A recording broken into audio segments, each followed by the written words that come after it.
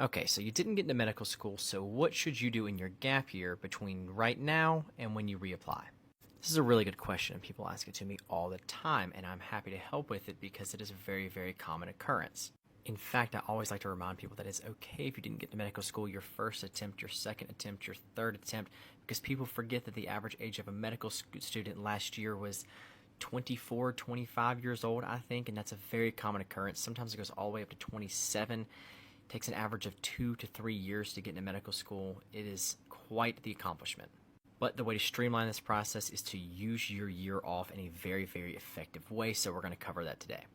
So, one, we'll cover the option that I did, okay? So, what I did was I went and picked up a master's degree.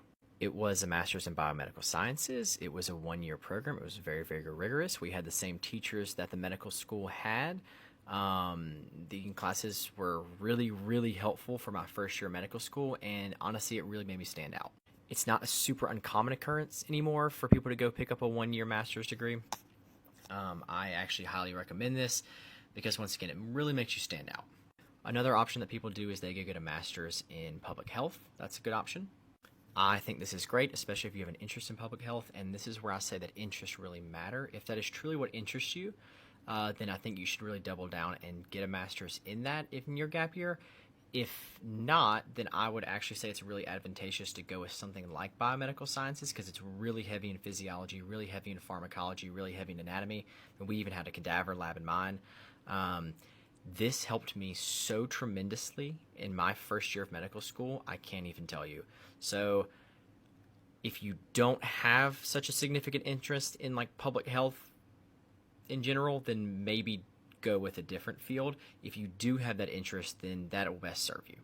So another option is going to be getting a job. Obviously, this is a very necessary thing for many, many people and a very, very good way to spend your year as well.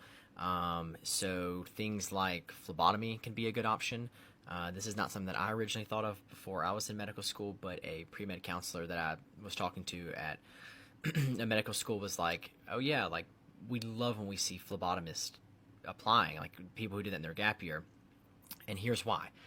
So that really shows them that you can handle like a clinical setting or, like actually like working in a clinical setting. That's really important to them. They don't just want you doing something theoretical. They want you to have experience in a hospital or wherever you may be doing that work, that is very practical and gives you a good understanding of the field that you're in. Another really good option is scribing. This is a much more common thing to do. I think the phlebotomy thing is growing, honestly, right now, but scribing is very popular as well. The reason why is because it's a really big skill that you